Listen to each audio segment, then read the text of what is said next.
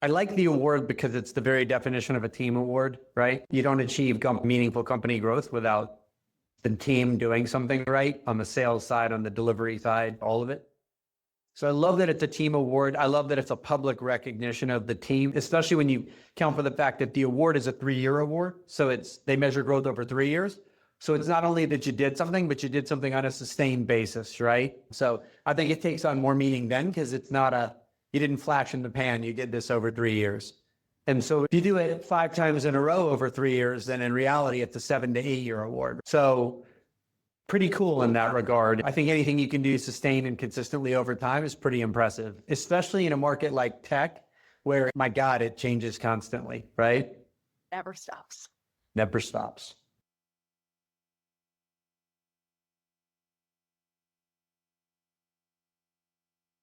Yeah, I think we found pockets of talent that we can build around. Early on, you're very opportunistic, like, hey, we're going to pursue the opportunities we get because those are the opportunities we have. And then as time goes on, you're like, hey, we've built this nucleus of talent. Let's pick Jared, Brandon, Alicia, Brittany, and all them, right? Okay, you've got this pocket of digital talent. How do you go build around that, right? And what can you build around it? So then it starts becoming building around the talent because we are a services business, right? Our product is the people. So you find groups of talent that you think are talented enough that you can go build and scale and do more good work through them.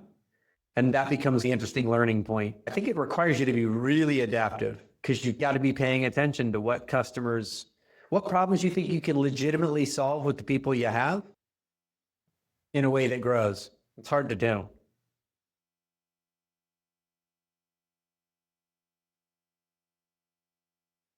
Definitely finding the right people. Yes, people optimization, but also I think paying attention to the market. You have to in tech right now, right? Like you have to.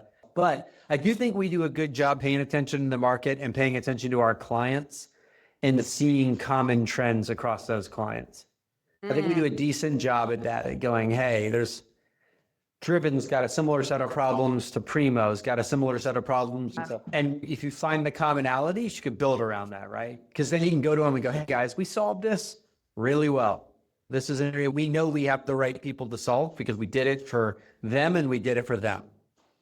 If it's not repeatable, you don't have much of a business. If everything is a one-off, then congratulations, you have a custom shop.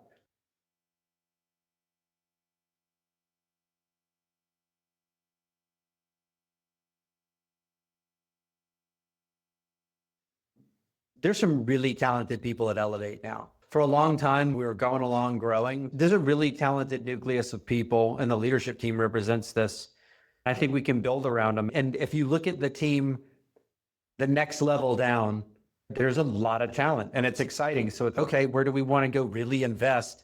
We're finally to a point as a company where I think we can start to look at where we can invest forward a bit more, as opposed to always being reactionary. And now that we can invest forward, it's like, okay, great. What are the areas we want to go bet on, where we want to hire strategically? We want to invest that will accelerate our delivery models. That's a different mindset when we can start to carve out pieces of thought leadership we want to create in the market. Game on, right? That's where it gets interesting.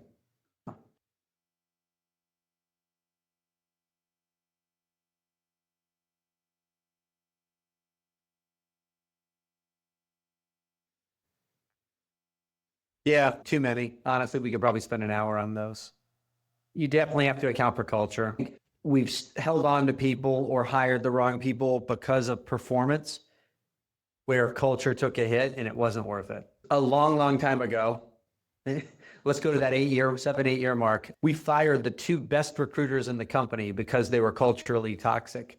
And I remember being really worried about how it would go over, and it turned out to be the best decision we ever made. We were worried we were letting go of our 2 best recruiters, and the reality is once we did, productivity shot up for everybody, and the team did better. So holding on to the wrong people, and this applies up and down the org. One of the worst years we had in the company history, we had a leader who was making a number of really bad decisions, and it cost us probably $1 million in mistakes. And I'm not exaggerating because I actually did the math, and it was about $1 million in mistakes. And it's just one of those things where you go, the wrong hire is always the wrong hire, whether it's culturally or performance or otherwise. And in a people business, even more so. When we recognize that somebody is not the right fit because of its culture or performance, moving on quickly is really important.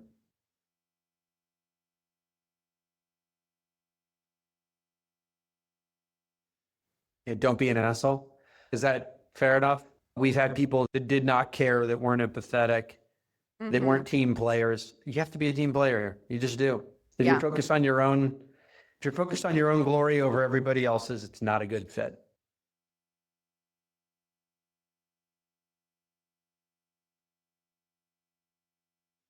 I think Brittany is a case in point of the right cultural person. She's super smart, super driven, great personality to work with. She's an absolute joy. That's somebody you hope is here for a really long time, because that's the type of person you want to see be successful and work with. And clients love her for the very same reason. If you look at why she's successful, it's clients like her for the same reason we do, because those are the types of people you want to work with.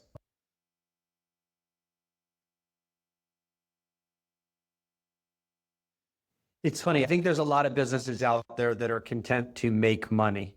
I think success for us looks like solving the actual problem. Because for a very long time, tech and services in corporate America has been meant to service itself. And there's a tremendous opportunity to actually solve the problem that I very passionately want to go after. It doesn't sound sexy, but beyond technology, the organizational change management, helping people figure out how they're going to skills develop their team so that they can get the value out of the tech that they're paying all this money for. There's just all these big gaping holes, and it's like consultants fly in, they drop in this tech, and then they fly out, and everybody's like, all right, I guess we're better. It looks like the new version of Salesforce, great. And it's like, no, did you actually solve the problem? And I think there's a generational opportunity right now to actually solve the problem. It's amazing how many clients actually have no idea what the actual solution is. It's like they say they want a CRM system or a new website. It's like, to what end? It sounds cliche, but it's real. What problem are you actually trying to solve for?